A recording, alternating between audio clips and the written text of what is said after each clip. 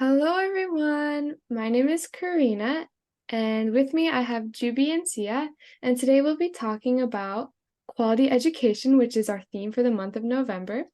And this podcast episode is going to be kind of a lot about discussing the global goals surrounding the UN. And of course, as we usually do, we'll be recommending ways to kind of help within your community. And we'll be discussing kind of the main reasons why somebody might not receive a quality education. So, our first topic is, or my first question, I guess, what do you guys think would define a quality education? I think like quality education is like a system of education which like provides like adequate knowledge to help someone succeed in the future. And I think it's just an important foundation for like someone's like future career or just like succeeding in life in general and being able to like be self-sustaining like later on. I think that's just really important, especially like grade school and stuff like that. It's just a foundation for college, which then just builds onto your career. Yeah, I think that like with like quality education setting up people for the future, it should like education should kind of like change, like quality education kind of change with like the development of like society as well to like help prepare people for like newer jobs and more like jobs that like require more like developed skills, I guess. Yeah, that's a So good point. Education is obviously for your future.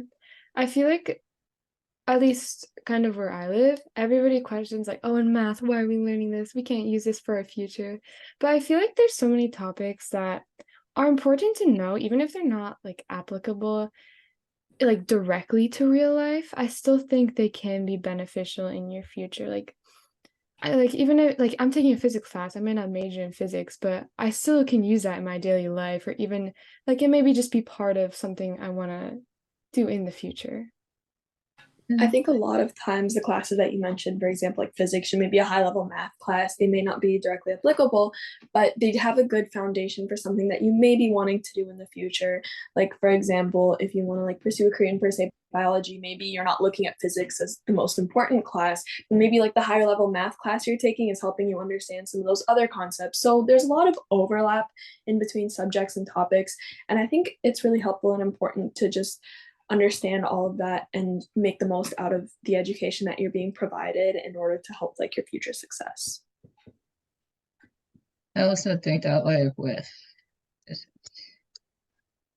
like quality education, we should like even if like some skills kind of like history like aren't applicable to like what I kind of like want to pursue in the future, which is like engineering. It's like not necessarily a bad thing to know like things outside of your subject and just like about the world because like even with those like really like distant like subjects, you can still make connections between each other and that might help like your understanding of one subject or as well. Yeah, I think before we get too far talking about like what education can do for us in the future, I kind of want to discuss what the causes of like what causes someone to not get a quality education. Of course, there's like people in developing countries who don't have access to like the right resources and stuff. But what else do you guys think might cause someone to not receive like a good education for them? I think there's a lot of factors. Like there may be so many commitments that someone might have in their family, especially if they're from like a low income family, because there are some families which require the kids to play the sort of parenting role and take care of younger siblings or run some things in the house or do a lot of the errands, do a lot of the chores that a lot of people take for granted or typically a parent would be expected to do.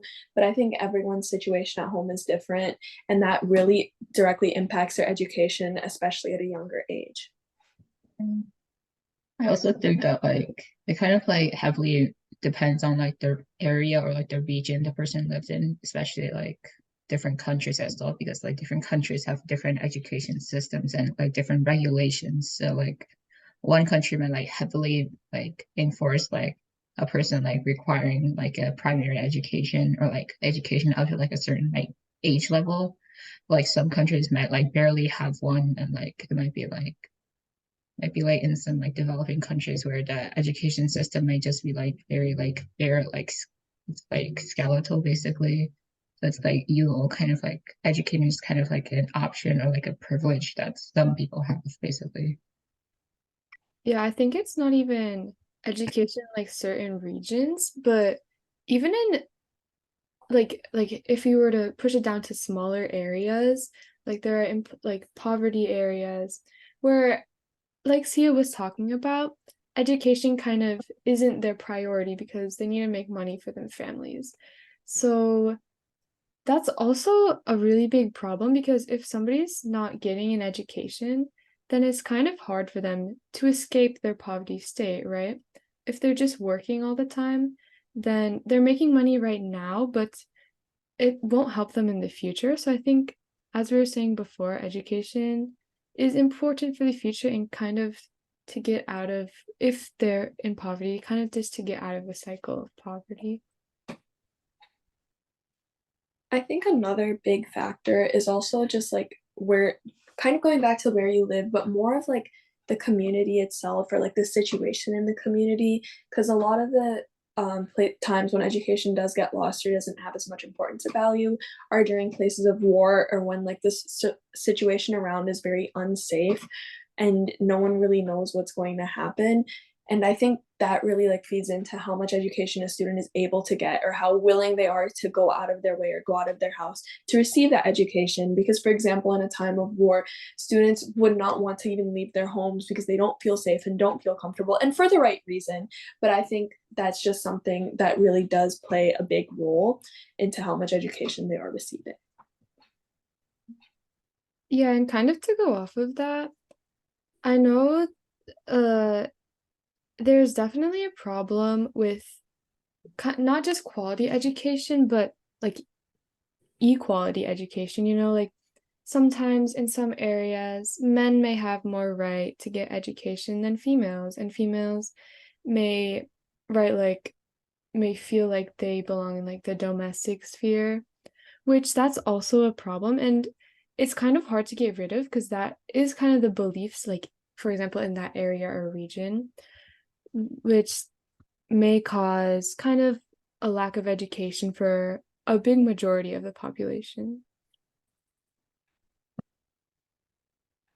I think Yeah. a lot of times the stigmas will also play a role in that, and just a lot of like the social aspects as well. So there's certain communities where there's really divisive groups. So there's communities where gangs may be like really prevalent and may play a big role, and situations like that, or where the racial communities aren't really open to interacting with each other, that really plays a role in where the student is being educated as well. So there's a lot of communities where students from richer backgrounds may be going to the private schools, and students from more low income families will be forced to go to public schools that may not be as well funded or may not have as many resources. Yeah, I think resources are extremely important, and not just like, oh, they need books and papers, but also the person who's teaching like the students. I feel like there's a lot of examples where the teachers aren't really qualified to teach, or they may have like a very basic knowledge, and the student will only know as much as the teacher knows. So I think it's also important to have people teaching the students who will teach them well and who can get their students to places. But I understand that can kind of be hard, especially in developing countries, right? Again, where there's not as many people who are willing to like maybe travel that far and teach there, or many people who are there and qualified to teach like a high level or even any level that there is.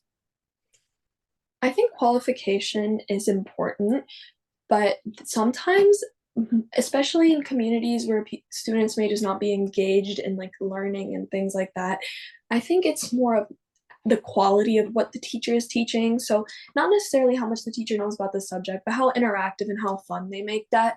So I know, as in like my personal experience there, I had a teacher who'd only taught for like 2 or 3 years. She knew a lot about the subject, but she hadn't had much experience in teaching.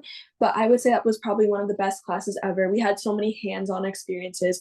We had so many interactive things where you got to talk to students and do role plays and things like that. And I think the impact that a student makes or a teacher makes on a student really just boils down to how interactive they make the activities and how fun and engaging the coursework is made. Yeah, teacher impact is really important. I think that's a good point, Sia. There's so many examples of when a teacher can make a subject just so like miserable to be in, or even the opposite, like a teacher makes the subject so enjoyable. And I feel like there's a lot of examples where, oh, my teacher was so good. I love this subject. I want to become a teacher in the future, which I think is an amazing impact that teachers can have. So again, teachers are really important when it comes to an education. And it's, I guess it is the qualifications, but also the activities that the teacher includes the students in.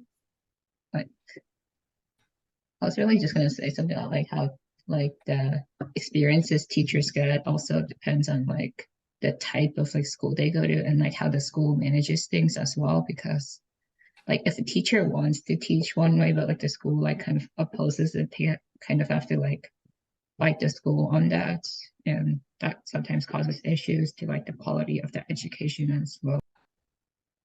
So So now transitioning into some of like the ways that you can help, there's a bunch of different resources and a bunch of different nonprofits that really focus on this issue. So there's one that I really like personally, which is called Learn to Be, and it's a completely virtual option, which I think is the best part of it, and it's really flexible. So in Learn to Be, you get to choose a student that you'd like to tutor.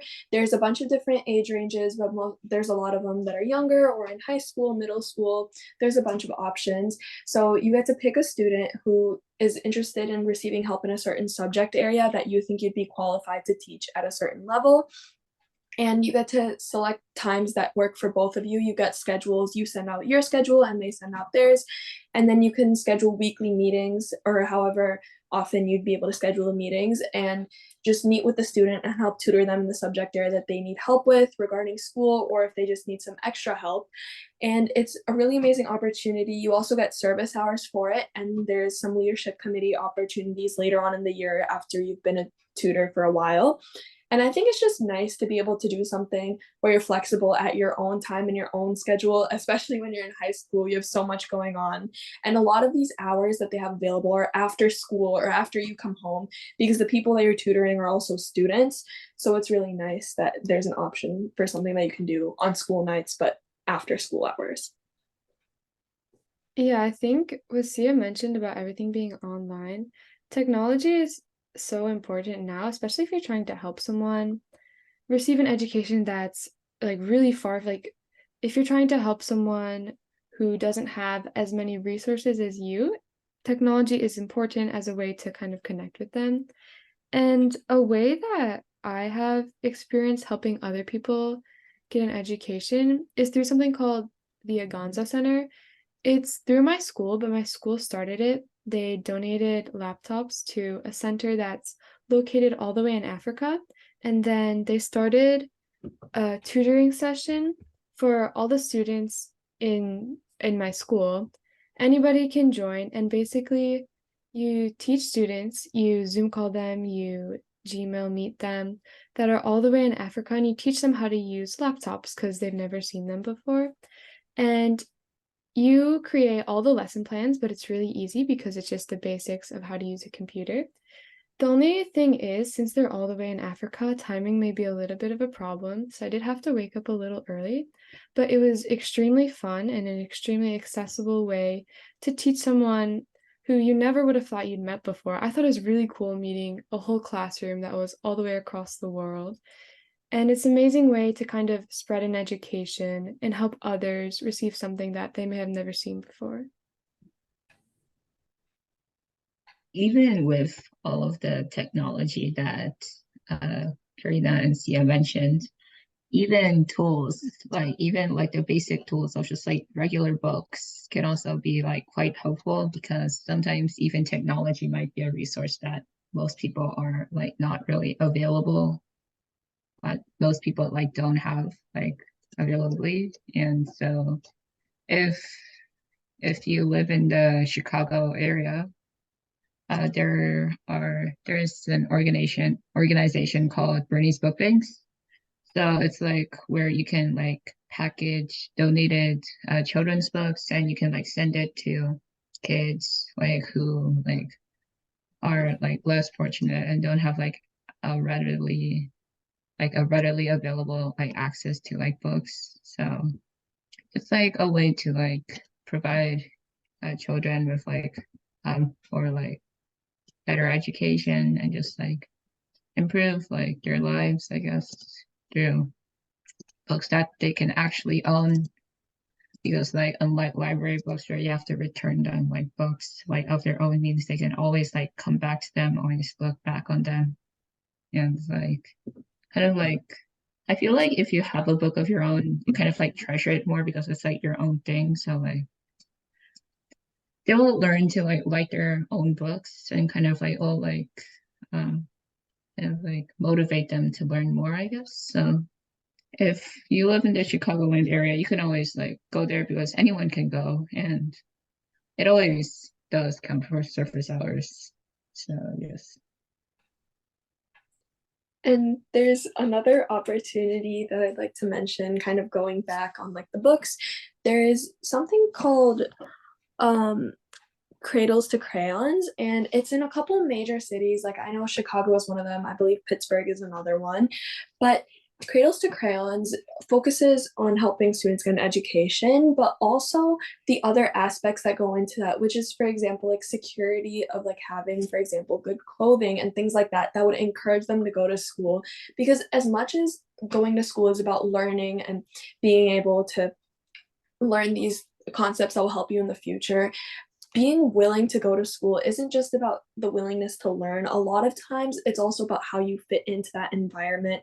And a lot of times students from low income families do stand out and don't exactly receive the best time for it and may be getting bullied for the clothing or something else that they may bring that may not be as nice or fancy as the other students there.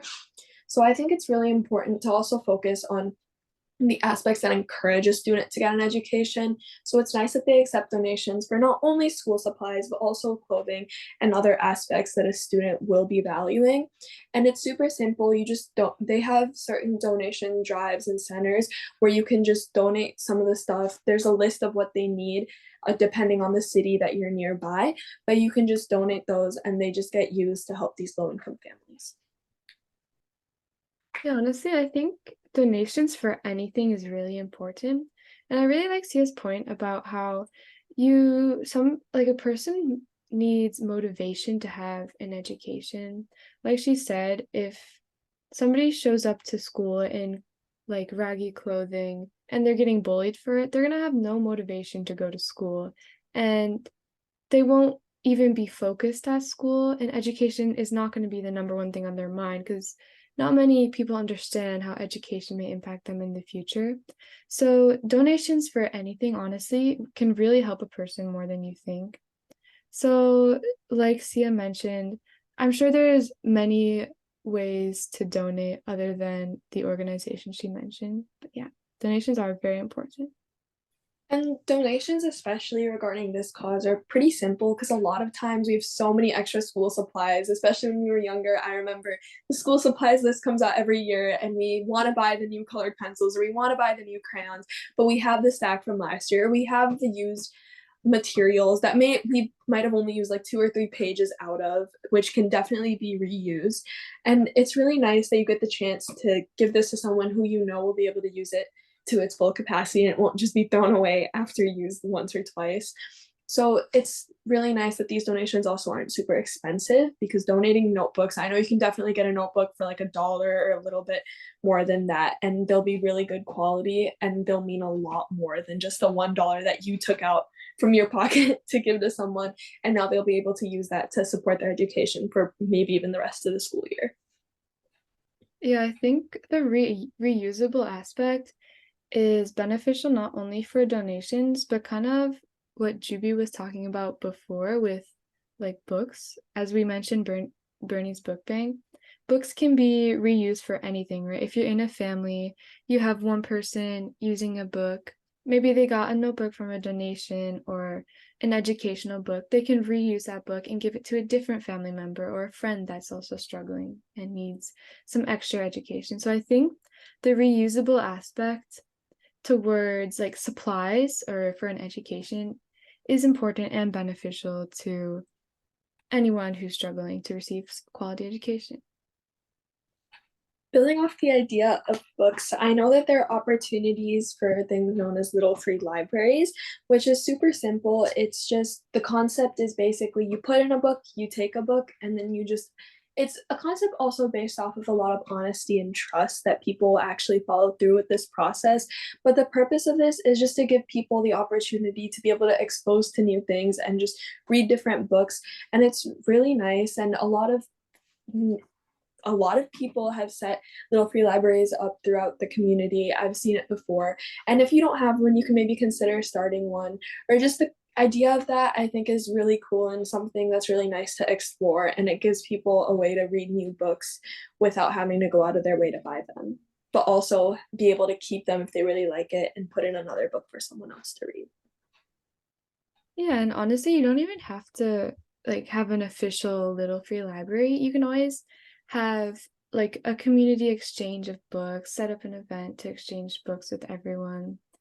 And that way it does connect your community more, which I think is important. Not even just an education viewpoint, but just as like a life viewpoint. So there are so many ways that you can share, reuse books or supplies for education, which it boils down to just the importance of education. And we talked about so many aspects of what you can do and maybe what causes a bad education. Oh yeah, so thank you for listening to this first podcast on this month's theme of quality education with me, Karina, and Sia. And hopefully you listen to our past podcasts, and we will record a new podcast next 2 weeks later, which will still be on quality education, but more on secondary schools and post-secondary schools. And thank you for listening, and we will see you later. Hi, everyone. Bye. Bye.